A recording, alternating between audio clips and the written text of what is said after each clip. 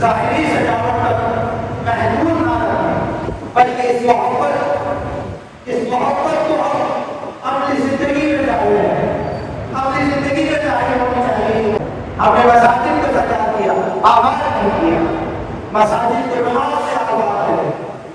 ہم نے ظاہر کو بھی سجانا ہے اور باطن کو بھی سجانا ہے، اپنے دلوں کو بھی سجانا ہے، دلوں کو بھی منور کرنا ہے۔ اگر ہم نے اپنے دلوں کو ذکر و اذکار سے سجا لیا، دلوں میں عشق مصطفیٰ کی شمع روشن کر لی، تو حقیقی میلاد بھی، حقیقی سجاوٹ بھی نصیب ہو جائے گی، حقیقی سجاوٹ بھی نصیب ہو جائے گی۔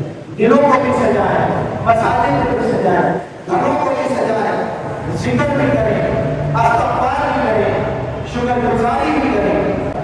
ظاہر کو تو بہت سجا ہے، ہم باطن کو بھی سجائیں۔